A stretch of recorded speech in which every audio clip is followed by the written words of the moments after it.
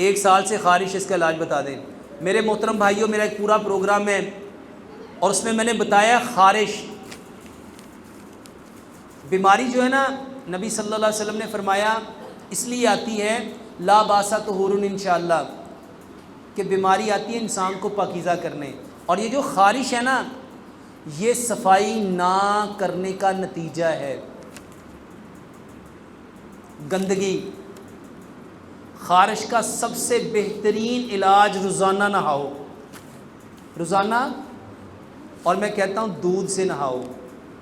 کس کے ساتھ نہانا ہے؟ دودھ سے۔ لوگ کہتے ہیں ڈاکٹر صاحب پینوں نہیں لبدا نہانا۔ میرے محترم بھائیوں، صرف 1 یا آدھا کپ دودھ چاہیے۔ کتنا دودھ چاہیے؟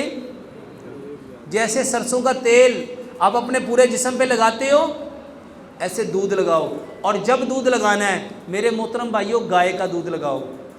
بھینس کے دودھ میں چربی ہے، اس میں فیٹ ہے، وہ فیٹ سمیل کرتی ہے، گائے کے دودھ میں چربی کم ہوتی ہے۔ تو ملائی کے بنا گائے کا دودھ وہ اپنے پورے جسم پہ لگاؤ، یہ دنیا میں سب سے بہترین سکن کلینزر ہے۔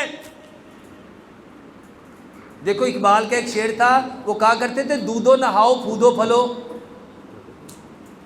دودھ کے ساتھ نہانا ہے تو دودھ کو اپنے جسم پہ جہاں خارش ہے وہاں پورا اچھی طرح لگاؤ، اور تازے پانی سے اس کو بہا لو، سر میں بھی پورے جسم میں۔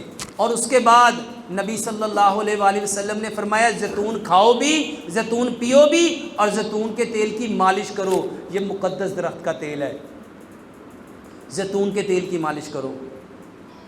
دودھ سے نہانا ہے اور زیتون کے تیل کی مالش کرنی ہے۔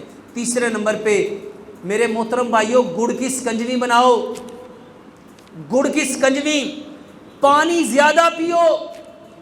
خارش خشکی کی وجہ سے ہوتی ہے، خارش خشکی کی وجہ سے ہوتی ہے، اور خشکی پانی کی جو کمی ہے، ڈی ہائیڈریشن، اس کی وجہ سے ہوتی ہے۔ تو پانی سکنجوی بنا کے پیو، گڑ کی سکنجوی بناؤ، سبز دھنیا سبز پودینہ رگڑ لو۔ جس خارش میں جلن ہے واللہ یہ 1 چمچ چٹنی کا اور یہ 1 گلاس سکنجوی اس میں ڈال کے یہ بہترین منٹ سکنجوی بنے گی، اتنی ٹیسٹی ہوگی۔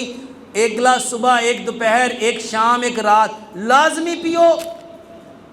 اور اس کے علاوہ سلاد کھاؤ۔